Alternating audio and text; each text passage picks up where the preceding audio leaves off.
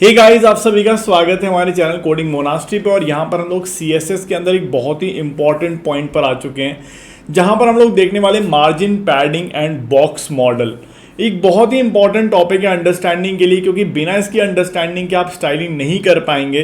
तो चलिए शुरू करते हैं, अपनी कंप्यूटर स्क्रीन पर चलते हैं। Let's get started. तो चलिए दोस्तों, अपनी कंप्यूटर स्क्रीन पर आ चुके हैं। लेसन नंबर 16 हमने पहले कर लिया था, जैसे आपको पता ही है। और ओपन फोल्डर करते हैं और यहाँ पर एक और फोल्डर क्रिएट करते हैं, लेसन नंबर 15। ठीक है, और इसी को खोल देते हैं। यहाँ पर हम बहुत ही इंपॉर्टेंट बातें करने वाले हैं। और index.html क्रिएट कर देता हूँ मैं अपनी, और एक और क्रिएट करता हूँ style.css। ठीक है, तो आज हम मार्जिन और पैडिंग के बारे में देखेंगे। मार्जिन, पैडिंग क्या होता है, बॉक्स मॉडल क्या होता है, तो वो पूरा देखने वाले हैं। Margin, padding in CSS and box model, ये बहुत इंपॉर्टेंट है। ठीक है ना, चलिए तो देखते हैं। सबसे पहले क्या करता हूँ, जो भी हमने पढ़ा है उसको क्रिएट करते हैं और उसको हम लोग अपने ब्राउज़र में देखने की कोशिश करते हैं। ठीक है, चलिए तो सबसे पहले यहाँ पे एक डिव क्रिएट करेंगे, डिव डॉट कंटेनर। यहाँ पे एक हेडिंग आ जाएगी H1, और H1 के अंदर हम डाल देते हैं दिस इज माई कंटेनर। और इसके नीचे हम पैराग्राफ टैग के अंदर लॉरेम डाल देंगे। सेव कर देते हैं और आप देखोगे कि हमें कैसा दिखाई दे रहा है। तो बड़े आराम से आप देख पाओगे कि सर हमें यहाँ पे इस तरह से दिखाई दे रहा है। और आपको कुछ चीज़ें दिखाना चाहता हूँ मैं। उसके लिए क्या करेंगे, इसका इंस्पेक्ट सही से काम करता है या नहीं, एक बार देख लेते हैं। एक मिनट रुकना ज़रा, थोड़ा इसको मैं बढ़ा देता हूँ क्योंकि मुझे ये चाहिए। देखिए, अगर मैं इस पर चला जाऊँ, एक सेकंड, थोड़ा इसको मैं बड़ा करता हूँ। देखो आप, ये देखो, ये देख रहे हो आप, ये जो चीज़ आपको दिखाई दे रही है। अगर मैं इस पे जा रहा हूँ, ये हेडिंग H1 पे जा रहा हूँ, H1 पे जा रहा हूँ, अगर मैं H1 पे जा रहा हूँ मैं, तो H1 पे मुझे क्या क्या शो कर रहा है आप देख रहे हो। H1 आप देखो, नीचे देखो, नीचे आ जाओ, यहाँ पे नीचे नीचे की तरफ आ जाओ, तो क्या क्या शो कर रहा है ये, कि हमने इसकी विड्थ दे रखी है 1280, इसकी हाइट दे रखी है 133। ठीक है ना, ये सिर्फ इसकी बात हो रही है अभी। ठीक है, H1 की बात हो रही नहीं, H1 की बात नहीं हो पा रही, क्योंकि अब आएगी H1 की बात, देखोगे आप। सो अब आएगी H1 की बात। तो अब आप देखो, यहाँ पे मैंने H1 सेलेक्ट कर दिया। आप देख पा रहे हो उसकी विड्थ जो है वो 1264 पिक्सल है, और इसकी हाइट है 37.33 पिक्सल। ठीक है, तो सबसे पहले ये हमारा पूरा बॉक्स मॉडल होता है किसी भी एलिमेंट का। उसके अंदर क्या क्या होता है, सबसे पहले आप देख रहे हो ये जो लाइट ब्लू कलर है, इसको हम बोलते हैं कंटेंट। तो ये मेन कंटेंट है, आप देख रहे हो ये मेन कंटेंट है, मेन कंटेंट की विड्थ है और मेन कंटेंट की हाइट है। उसके बाद आप देख रहे हो पैडिंग, अभी हमने कोई पैडिंग दी नहीं है, यहाँ पे कोई भी पैडिंग नहीं दी है अभी हमने, बॉर्डर भी नहीं दिया है। ठीक है, और मार्जिन इसने अपने आप ले लिया है, क्योंकि जैसे मैंने आपको बताया था, जितने भी ब्लॉक लेवल एलिमेंट होते हैं वो अपने आप मार्जिन ले लेते हैं अपने ऊपर नीचे। तो यहाँ पे मार्जिन इसने अपने आप ले लिया है। टॉप मार्जिन है 21 पिक्सल की, बॉटम मार्जिन है 21 पिक्सल की, लेफ्ट और राइट में कोई मार्जिन नहीं है। तो सबसे पहले आपको ये समझना होगा कि किसी भी एलिमेंट के, जो भी एलिमेंट हमारे ब्राउज़र में डिस्प्ले होगा, उसके अंदर चार चीज़ें हमेशा होंगी। मेन कंटेंट, उसके बाद पैडिंग, उसके बाद बॉर्डर, और उसके बाद मार्जिन। ये अपने आप लिया है इसने, मैंने कुछ नहीं किया है अभी तक, मैंने कोई मार्जिन पैडिंग नहीं दी है, इसने अपने आप ऑटोमेटिकली ली है। तो अपने मार्जिन टॉप और मार्जिन बॉटम आप देख रहे हो, मार्जिन बॉटम इसने अपने आप लिया ही है, क्योंकि मैंने आपको बताया था ब्लॉक एलिमेंट अपने आप मार्जिन लेते हैं। लेफ्ट और राइट में कोई मार्जिन नहीं है, 0 0 दिखा रहा है ये। बॉर्डर अभी मैंने कोई दी नहीं है, तो बॉर्डर यहाँ पे शो भी नहीं कर रहा है। और पैडिंग अभी आप देख रहे हो तो 0 0 है। अब क्या करता हूं, मैं आपको एक चीज दिखाता हूं, ध्यान से देखना। अगर हम ध्यान से देखेंगे, यहाँ पे थोड़ी स्टाइलिंग कर लेते हैं, तो जो हमारा कंटेनर है ना, इसी की स्टाइलिंग करते हैं। और कंटेनर के अंदर हम क्या करते हैं, मैं एक बॉर्डर देने की कोशिश करता हूँ इसको। बॉर्डर मैं आपको 10 पिक्सल का बॉर्डर देता हूँ, सॉलिड देता हूँ, और रेड कलर का देता हूँ। लेकिन किस में दे रहा हूँ, मैं अभी H1 में देना चाहता हूँ। H1 में कंटेनर के अंदर H1 में मैं ये बॉर्डर देना चाहता हूँ। ठीक है, सेव कर, आए क्यों नहीं, डॉट कंटेनर, कुछ नाम में गड़बड़ है क्या,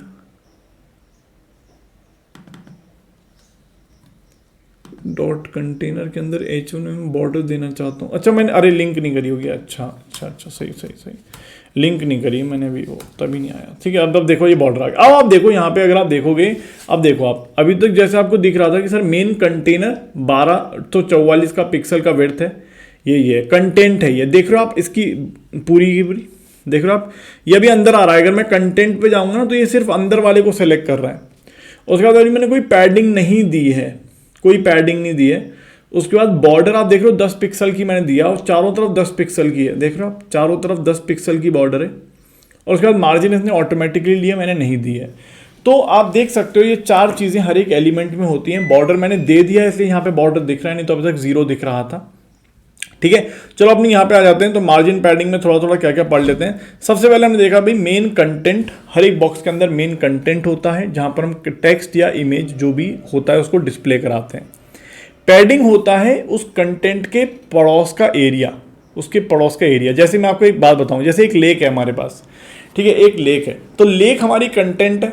लेक के पास में थोड़ा सा एरिया होता है, जैसे सैंड जहाँ पे पड़ी रहती है, उसको हम बोल सकते हैं पैडिंग। और उसके साथ में बाउंड्री होती है, उसके बाहर एक बाउंड्री होती है। ठीक है, तो वो आप कह सकते हो कि यार ये वो बाउंड्री जो है वो हमारी बॉर्डर है, और उस बाउंड्री के बाहर हमारी मार्जिन होती है। ठीक है ना, उस बाउंड्री के बाहर हमारी मार्जिन होती है। तो जैसे फॉर एग्जांपल अगर मैं यहाँ पे आपको पैडिंग दिखाना चाहूँ, जैसे यहाँ पे मैं आपको पैडिंग दिखाना चाहूँ, तो पैडिंग हमेशा बॉर्डर के अंदर रहती है। सही है, सबसे पहले कंटेंट, फिर पैडिंग, फिर बॉर्डर और फिर मार्जिन। तो अगर मैं देखो पैडिंग देना चाहूँ, फॉर एग्जांपल 10 px की पैडिंग दे दूँ, तो पैडिंग आपको कैसे नजर आएगी, देखो अंदर अंदर नजर आएगी। आप देख रहे हो अंदर अंदर नजर आएगी, बॉर्डर के अंदर अंदर। देखो अब यहाँ पे चारों तरफ से 10 पिक्सल की पैडिंग आ चुकी है, चारों तरफ 10 पिक्सल की पैडिंग आ गई है। अगर मैं पैडिंग और बढ़ा दूं, फॉर एग्जांपल 100 पिक्सल कर दूं, तो देख रहे हो आप ये 100 पिक्सल की पैडिंग हो गई है।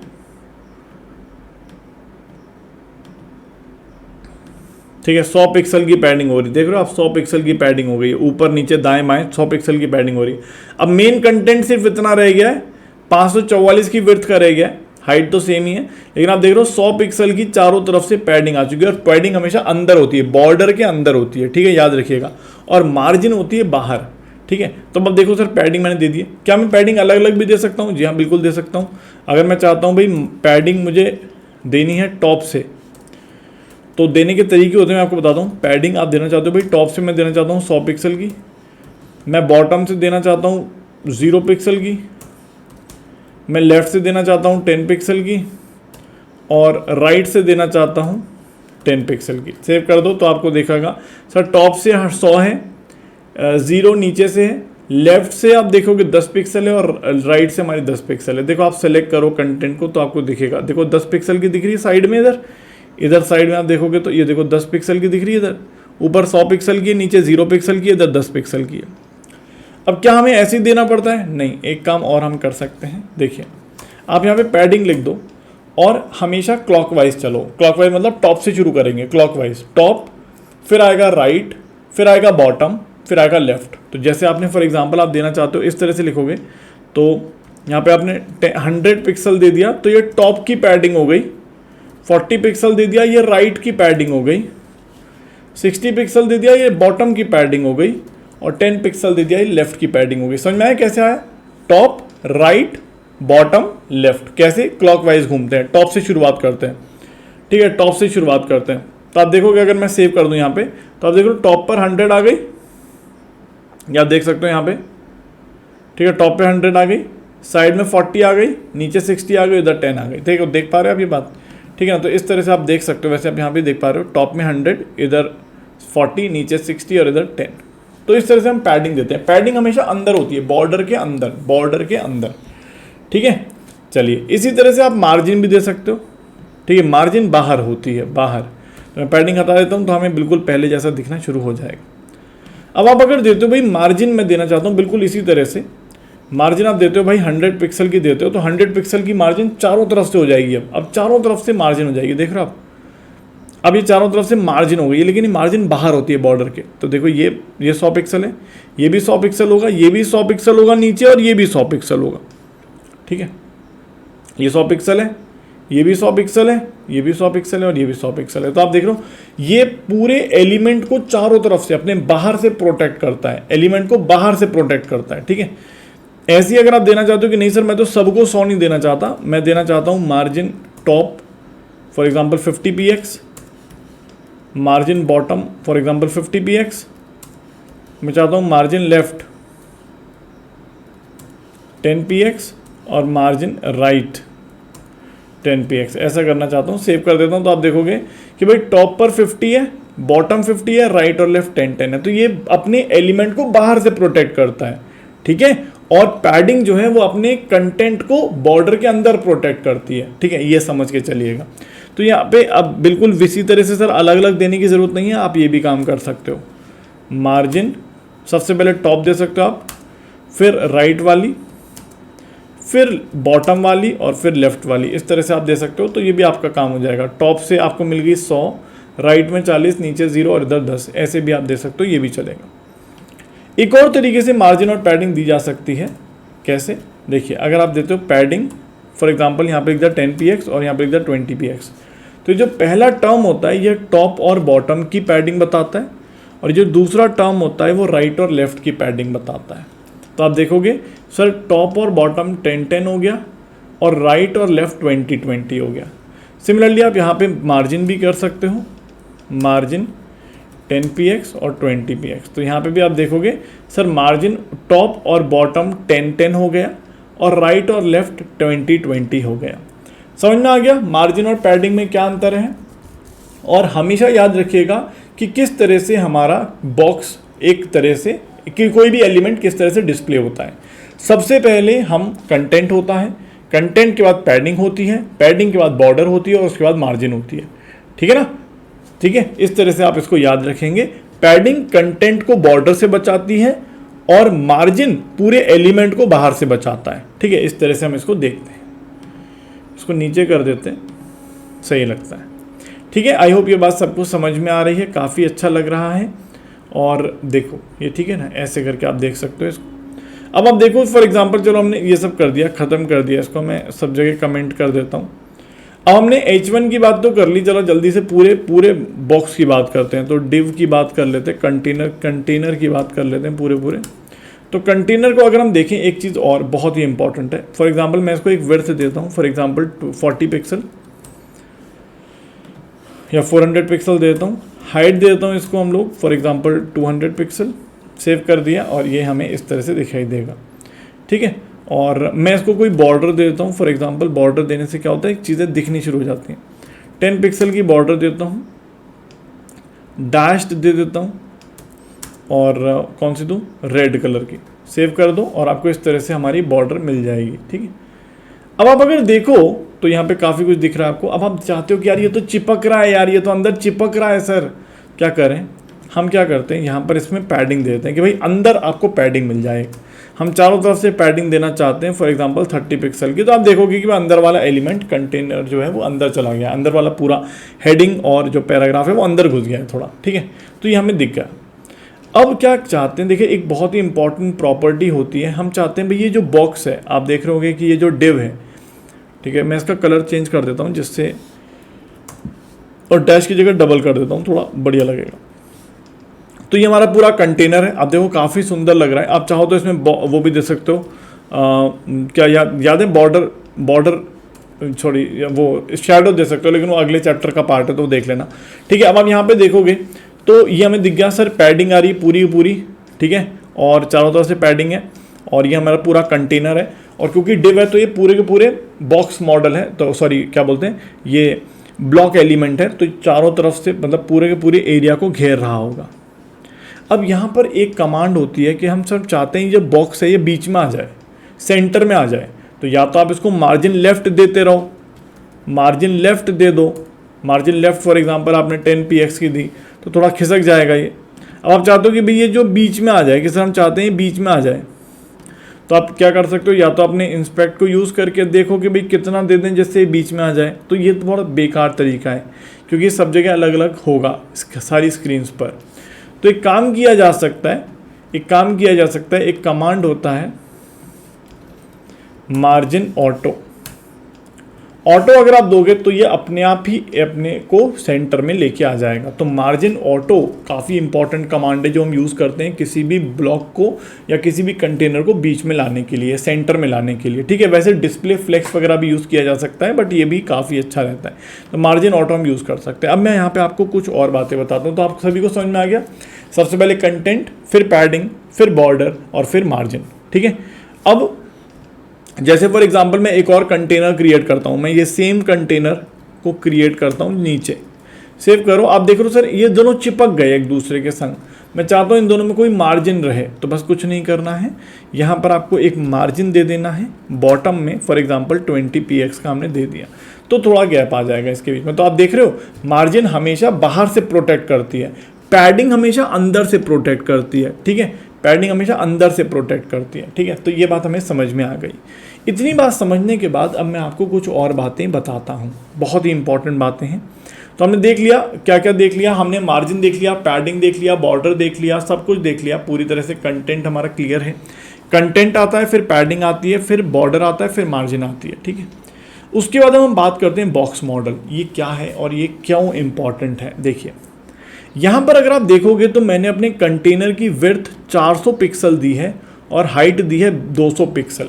ध्यान से देखिएगा, ये बहुत इंपॉर्टेंट पॉइंट है। मैंने कंटेनर की विड्थ दी है 400 पिक्सल और हाइट दी है 200 पिक्सल। बट एक्चुअली में अगर मैं यहाँ पर अपने पूरे कंटेनर की पूरी विड्थ और हाइट को देखूंगा तो मुझे क्या नज़र आएगा। ध्यान से देखिएगा, इंस्पेक्ट करता हूँ मैं इसको। अगर अब मैं इसके कंटेनर की पूरी विड्थ और हाइट को देखूँ, ये वाला जो कंटेनर है, ठीक है, देखो जो पूरा कंटेनर है, मैंने इसकी यहाँ पे देखो मैंने इसकी विड्थ दी है 400 पिक्सल और हाइट दी है 200 पिक्सल। बट अगर मैं यहाँ पर इसको सेलेक्ट करूँ तो यहाँ पे देखो इसकी हाइट क्या दे रखी है, इसने इसकी हाइट दे दी है 280 पिक्सल। देख रहे हो आप यहाँ पे, ये बहुत इंपॉर्टेंट पॉइंट है भैया, समझ लेना इस बात को। देखो दिख रहा है ऊपर, दिख रहा है आपको 480 क्रॉस 280 का हो गया ये। क्यों हो गया है 480 क्रॉस 280 का? इसकी 480 तो विड्थ हो गई है और 280 इसकी हाइट हो गई है। लेकिन मैंने तो भैया 400 और 200 दिया था। तो अगर आप ये देखोगे तो यहाँ पे गड़बड़ क्या हो रही है। सर मैंने ये जो विड्थ दिया था 400 और 200 और यहाँ पर मुझे दिख रही है 480 और 280, ऐसा क्यों हो रहा है? क्योंकि अब हमने क्या कर दिया है, यहाँ पर जो भी हम हाइट और विड्थ देते हैं ये अपने कंटेंट की देते हैं। ये मैं आपको दिखाता हूँ, देखो ये हमारा मेन कंटेंट है, ये हमारा मेन कंटेंट है अंदर वाला। देख रहे हो आप, ये अंदर वाला जो कंटेंट है वो भी 400 और 280 का ही है। तो जो हम हाइट और विड्थ मेंशन करते हैं वो हमेशा हम कंटेंट की करते हैं। यहाँ पर जो मैंने मेंशन की है कंटेंट की करी है, लेकिन एक्चुअली में हमारे पेज पर इसने कितनी विड्थ और हाइट ली है, वो 480 और 280 ली है। क्यों ली है? क्योंकि आप देखोगे 400 की जो हमारी विड्थ है उसके अंदर 30 और 30 की पैडिंग ऐड हो गई। देख रहे हो आप, 30 और 30 की पैडिंग ऐड हो गई। तो 400 की कंटेंट की विड्थ, 30 और 30 की पैडिंग दोनों तरफ, राइट और लेफ्ट, और 10 और 10 की बॉर्डर, 10 और 10 की बॉर्डर। तो देख रहे हो आप सर, अंदर वाला कंटेंट 400 का, 30 की राइट और लेफ्ट की पैडिंग और 10 का बॉर्डर। तो आप देखो टोटल विड्थ कितनी हो गई, 480 plus 30 plus 30 plus 10 plus 10, that is 480। Similarly अगर आप हाइट की बात करोगे तो कंटेंट की हाइट सिर्फ 200, आप देख रहे हो कंटेंट की हाइट 200 ही है अभी भी, लेकिन उसमें 30 और 30 की padding top and bottom and border 10 and 10, ठीक है। तो यहाँ पे अगर आप देखोगे तो 200 और उसमें 30 और 30 और 10 और 10 ये आ गया, ठीक है, ये आ गया। तो हम देख रहे हैं हमारा जो कंटेनर है उसने जो विड्थ पकड़ी है, जो हमारा कंटेनर है उसने जो विड्थ पकड़ी है वो पकड़ी 480 और हाइट पकड़ी 280, ठीक है, ठीक है। आई होप ये बात सबको क्लियर है, इसमें कोई टेंशन वाली बात नहीं है, ठीक है। अब यहाँ पर हम क्या करेंगे, यहाँ पर हम क्या करेंगे सर, इससे तो हमने गड़बड़ हो गई, डिज़ाइनिंग में बड़ी दिक्कत आएगी। क्यों? क्योंकि हमने सोचा था कि हमारा कंटेनर की विड्थ और हाइट इतनी रहेगी, बट ये सिर्फ कंटेंट की विड्थ और हाइट है, उसमें पैडिंग और मार्जिन आपको ऐड करना पड़ेगा, तब जाके आपको एक्चुअल विड्थ और हाइट मिलेगी। समझ में आ गई बात क्या कहना चाह रहा हूँ? फिर से सुनो, यहाँ पर जो भी हम हाइट और विड्थ देते हैं एक्चुअली में ये हाइट और विड्थ सिर्फ कंटेंट की बनती है हमारे पेज पर, ठीक है, जो आपको यहाँ दिख भी रहा है। लेकिन उसमें हमने पैडिंग और मार्जिन भी दे दिया है, जिसकी वजह से जो एक्चुअल कंटेनर की विड्थ और हाइट होगी हमारे पेज पर वो अलग होगी, इससे अलग होगी, जिसकी वजह से आपको कभी कभी दिक्कत आ सकती है और बहुत प्रॉब्लम आप फेस कर सकते हो डिज़ाइनिंग में। क्योंकि आप तो सोच रहे थे कि हमारी विड्थ और हाइट 400 और 200 है, लेकिन एक्चुअली विड्थ और हाइट अलग अलग है, 400 और 200 नहीं है। इसलिए हम हमेशा एक कमांड का यूज़ करते हैं, बॉक्स साइजिंग। बॉक्स साइजिंग, ठीक है, मैं आपको दिखाता भी हूँ ये वाली चीज़, मैं आपको ये चीज़ दिखाता भी हूँ। जैसे फॉर एग्जांपल मैं आपको ये चीज़ दिखाता भी हूँ, देखो मैं आपको ये चीज़ दिखाता भी हूँ। यहाँ पे देखना, कंटेनर 2 बनाता हूँ यहाँ पे मैं, और कंटेनर 2 को मैं सेव कर देता हूँ, ठीक है। मैं कंटेनर 1 और कंटेनर 2 का सेम हाइट और विड्थ दे रहा हूँ, बस कंटेनर 2 के अंदर मैं बॉर्डर नहीं दे रहा, ठीक है, बॉर्डर नहीं दे रहा हूँ, या बॉर्डर चलो देता हूँ लेकिन छोटी बॉर्डर देता हूँ, फॉर एग्जांपल 2 पिक्सल की बॉर्डर देता हूँ। पैडिंग और मार्जिन दे ही नहीं रहा हूँ, मार्जिन देता हूँ ऑटो देता हूँ, ठीक है, और मार्जिन बॉटम नहीं देता हूँ, ठीक है। अब आप देखो यहाँ पे सेव करो, अब आप देख रहे हो कि सर मैंने दोनों की, यहाँ पे देख रहे हो आप, सर मैंने कंटेनर और कंटेनर 2 दोनों का हाइट और विड्थ सेम दिया था, 400 और 200 दिया था दोनों में। लेकिन आप देख रहे हो यहाँ पर ऊपर वाला बॉक्स बड़ा आ रहा है, नीचे वाला बॉक्स छोटा आ रहा है।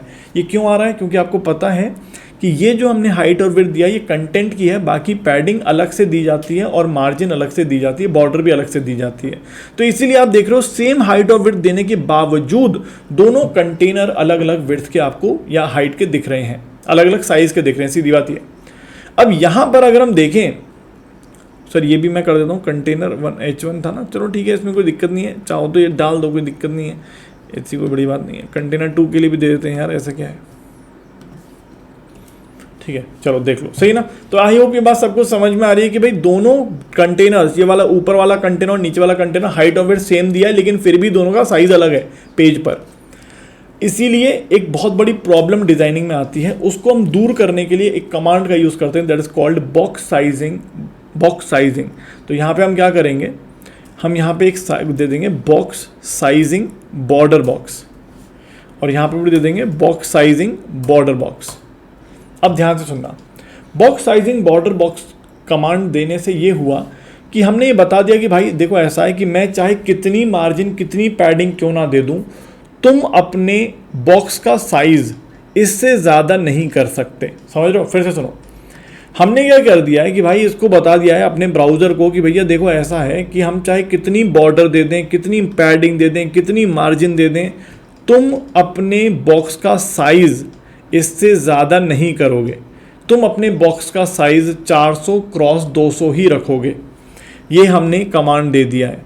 अब क्या होगा, आप सेव करो, थोड़ा इसलिए ओवरफ्लो हो गया क्योंकि कंटेंट थोड़ा ज़्यादा, मैं इसकी हाइट थोड़ी बढ़ा देता हूँ जिससे ये दिक्कत ना आए, दोनों की हाइट बढ़ा देता हूँ जिससे ये दिक्कत ना आए, ठीक है। अब देखो अब आप देख रहे होगे कि दोनों एक साइज़ के नज़र आ रहे हैं, दोनों एक साइज़ के नज़र आ रहे हैं। देखो अगर मैं यहाँ नहीं देता हूँ बॉक्स साइजिंग बॉर्डर बॉक्स नहीं देता हूँ, मान लो सो मैंने ये नहीं दिया, सेव कर दो, आप देख रहे हो ये काफ़ी बड़ा नज़र आ रहा है और काफ़ी छोटा नज़र आ रहा है, देख रहे हो आप। अब मैंने क्या कर दिया है, box sizing border box command दे दिया है। और चलो पहले इंस्पेक्ट करके देख भी लेते हैं कि भाई ये वाला जो हमारा कंटेनर है, ये वाला जो हमारा कंटेनर है इसका साइज़ क्या है। सर 480 क्रॉस 480 हो गया इसका साइज़। और नीचे वाला जो कंटेनर है उसका साइज़ क्या है, आप देखोगे 404 क्रॉस 404 है नीचे वाले का साइज़, ऊपर वाले का साइज़ है 480 क्रॉस 480।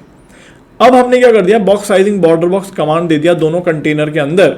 और इससे क्या हुआ, हमने बोल दिया कि भाई देखो ऐसा है, चाहे तुम कुछ भी करो, हम चाहे कितनी मार्जिन दें, कितनी पैडिंग दें, कुछ भी कर लें, बॉर्डर कितना भी दे दें, तुम अपने बॉक्स का साइज 400 क्रॉस 400 से ज़्यादा नहीं कर सकते। ये हमने कमांड दे दिया इसको। अब आप देखो यहाँ पर अगर आप देखोगे तो देखो इसका साइज कितना है, टोटल साइज 400 क्रॉस 400 है। और कंटेंट का साइज अगर आप देखोगे तो कंटेंट 320 क्रॉस 320 हो गया। देख रहे हो आप ये बात, कंटेंट 320 क्रॉस 320 हो गया है, लेकिन टोटल साइज जो है वो 400 क्रॉस 400 ही रहा। सिमिलरली आप नीचे वाला बॉक्स का भी देखोगे तो नीचे वाले बॉक्स का भी साइज जो है वो 400 क्रॉस 400 ही है, ठीक है। अब आप चाहे कितनी ही पैडिंग क्यों ना दे दो, कितनी ही मार्जिन क्यों ना दे दो, कितना ही बॉर्डर का साइज क्यों ना दे दो, ठीक है, कितना ही बॉर्डर का साइज क्यों ना दे दो, आपके बॉक्स का जो साइज रहेगा वो 400 क्रॉस 400 ही रहेगा। याद रखिएगा ये बात, ठीक है ना। ये बहुत इंपॉर्टेंट है, इसलिए ये वाली कमांड हम बहुत ज़्यादा यूज़ करते हैं। हम हमेशा ये कमांड दे देते हैं अपने हर एक बॉक्स में, लेकिन उसके लिए क्या करते हैं, ओवरऑल सब कंटेंट को एक चीज़ देने के लिए हम यूज़ करते हैं universal selector, that is called star.